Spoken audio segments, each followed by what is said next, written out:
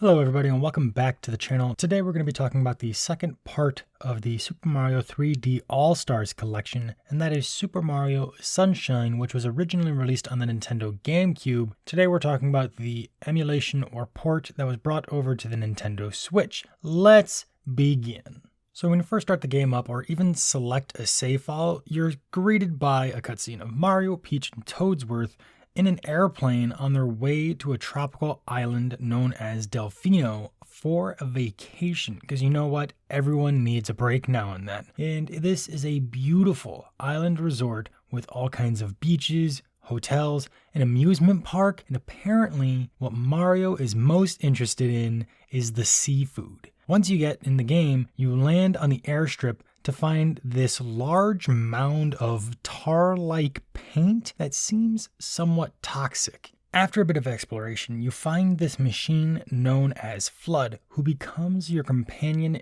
during the adventure. Making quick work of a toxic piranha plant that emerges from this sludge, you get your very first Shine Sprite, and another cutscene where it's explained that someone who apparently looks enough like Mario that the locals can't tell the difference has been causing all kinds of trouble by painting this toxic graffiti.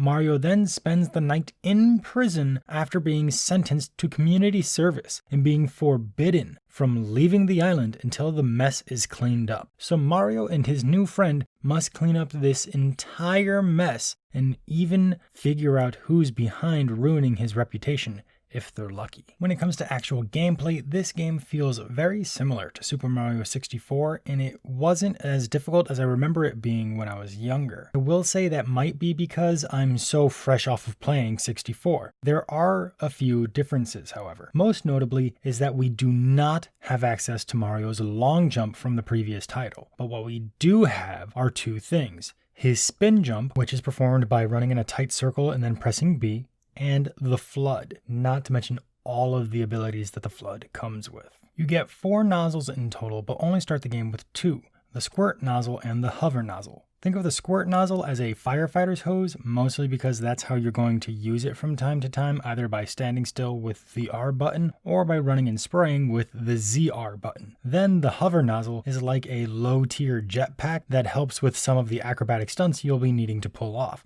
which works the same if you press either R or ZR. We also get the rocket nozzle and turbo nozzle, but more than anything, those two are a lot of fun to experiment with when you finally get them in game, so I'll let you go ahead and collect those and then try and fiddle around with them more than anything. I will note that I flew through this game mostly using just the first 2 nozzles, however. In order to beat the game, you only have to collect a minimum of 50 Shine Sprites, the one that you get at the beginning of the game at the airstrip, and 7 main sprites from the 7 different levels of the game. You can get others, but in order to unlock the final stage, Corona Mountain, which is effectively the path to our final boss fight, you only need to beat the 7th episode of each of the other stages. So what kinds of things can we expect to need to do in order to collect these Shine Sprites? Well, there will always be a floodless level where you reach a secret entrance inside a stage. Maybe it's a cave or a warp pipe depending on which stage you've entered, and our main antagonist, Shadow Mario, shows up to temporarily relieve us of our watery friend. You then need to travel an obstacle course and grab the Shine Sprite at the end. These levels have been said to be some of the most difficult in the game, and that's fair for some of them, but know that if you take your time and really think things through, you should be okay. Plus, most, if not all of them, have an extra life or 2 inside the obstacle course, so you shouldn't worry too much while you're trying them out. Then there can be any number of other things, but episode 7 will always be to chase down Shadow Mario and spray him down until he gives up and hands over a Shine Sprite. Once you do that in each of the stages, he will run into Corona Mountain and prepare for the final showdown. Super Mario Sunshine was considered by many to be one of the best looking games on the Nintendo Gamecube. And it's not just because of the tropical theme present throughout the game. While that does help, there is plenty to look at that makes the game a joy to get lost in. Namely, for me, it's the water. I don't know what it is for me personally, but water effects are always something I pay close attention to. And considering how heavily tied to the game mechanics water is for this title, I found myself focusing on it a lot more than normal, especially on the 2 levels where you have to surf on squids. I wasn't particularly good at squid surfing, and I will be full disclosure on that, but those sections still looked great. Also, on an aside, seeing Mario in his full denim overalls but a t-shirt was kind of funny to me when I first started the game. But now it's a fun source of nostalgia, kind of like looking back on a family vacation photo. I know I mentioned this already, but this game was not as difficult as I remember it being. While I did end up getting a game over on one of the particular floodless levels this time around, it was just the one game over, and mostly because I was getting impatient rather than taking my own advice to chill out and enjoy the game and take my time with it. I swear when I tried again the next day, I got the shine on my first try. So remember to take a break now and then. The rest of the game is what I'd call adequately challenging. There were plenty of sections I would get stumped on, sure, but never for more than 20 minutes or so, and that was only a few of the shines. Many of them I grabbed in just a few minutes. I do want to stop and make a note here though. I basically did the bare minimum of a run to beat the game this time. I got the 50 required shines and got to the final boss area. There is plenty more to do, so if you're looking for a challenge, I know for a fact that Sunshine has plenty more punch to it. I also want to point out that there was something of a strange happening going on with one of the bonus shines that I tried to go for once I remembered it was there. The Pachinko shine. It's a fairly well-known one. If you've played this on the 3D All-Stars pack, let me know if you've had a similar issue. But it looks like I'm trying to go left to reach the red coin in the upper leftmost slot. And I know I'm pressing the left buttons in order to move. However, Mario just looks like he's hitting an invisible wall or just won't move left for some reason. I don't know what's happened here, but I thought it was interesting and figured I would share. Rest assured, this is not a shine that you need to beat the game. Still, if it's broken, not cool. With all that said and done, let's move on to our pros and cons. Starting with our pros, number one is the pacing. This game is fast-paced, but doesn't feel like it's trying to rush you in any way whatsoever. In fact, it made me feel like I wanted to try and get things done efficiently as a show of skill. And when I did finally get a shine sprite that was eluding me, it felt like an accomplishment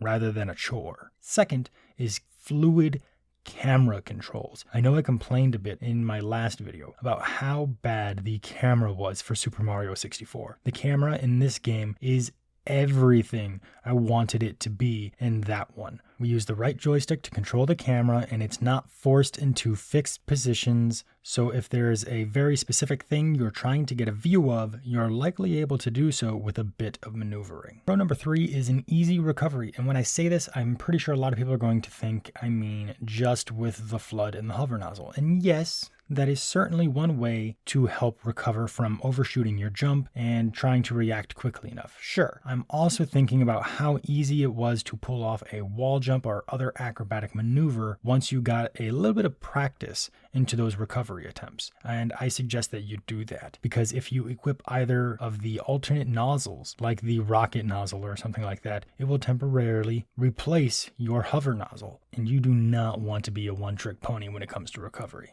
Pro number 4 is that Yoshi's back. I absolutely adore Yoshi, and while seeing a Yoshi atop Peach's castle was a nice throwback to their previous adventures, being able to ride one in full 3D is just amazing.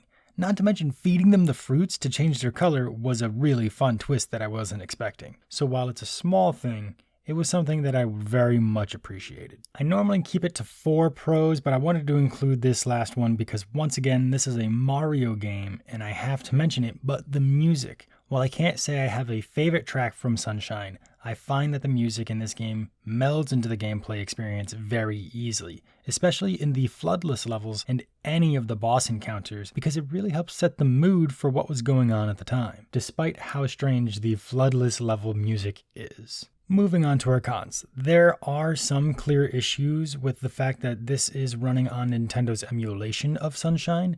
I mean, one of the floodless levels even still has the debugging boxes showing. It just felt off. I didn't even realize that that's what I was looking at until I looked it up online. That said, are there any issues that are game breaking? Not really that I'm aware of, unless that pachinko game thing that I had brought up is actually broken, but I didn't really try that hard to get the shine, so let me know in the comments below if you were able to grab that particular shine sprite, because I'm not sure, and I know that other people that are going to be watching this video are going to be just as curious as I am. And con number 2, this is absolutely me splitting hairs and should not really impact your thoughts on whether or not to buy the game. But cosmetically speaking, when you enter a level, Mario jumps towards one of the graffiti M's and turns into a bunch of little orbs and enters the level. I think this is supposed to both reference jumping into the paintings in Super Mario 4, which I thought was super cool for that game, but also spice it up a little bit. For some reason, seeing Mario get turned into a bunch of balls was just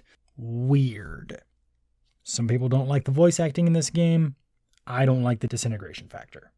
Super Mario Sunshine is being sold as part of the Super Mario 3D All-Stars collection for a limited time, where you get Super Mario 64, Super Mario Sunshine, and Super Mario Galaxy, all on the Nintendo Switch for about $60. The physical copy is likely sold out everywhere at this point, so beware of scalpers if you're trying to buy one at a jacked up price. To make sure you can get a copy without paying a ton of extra money, you can get a digital copy from the Nintendo eShop until the end of March 2021. Now, for my rating of Super Mario Sunshine. This was a game that I did spend some time with when I was younger, but never finished, so I was happy to finally see it through to the end. With all of that in mind, Super Mario Sunshine on the Nintendo Switch has absolutely earned a solid 9 out of 10. Now that's all for today. Thank you all so much for stopping by and sharing your valuable time here with me. I could not tell you how much I appreciate that. I understand that my channel is going through a bit of a transition, so for anyone who was here during my bookish days on YouTube, thank you for hanging around. If you have recently found my channel and you want to subscribe, thanks to these wonderful new game reviews, feel free to do so. If you want to like or share this video out on any social media, feel free to do so as well. And if you have any questions or comments, feel free to comment down below because I would love to hang out and chat with you all. But that is all for today. I hope that you're having a fantastic, amazing, wonderful day because you're fantastic, amazing, wonderful people. I love each and every single one of you, and I'll talk to you all again soon. See ya.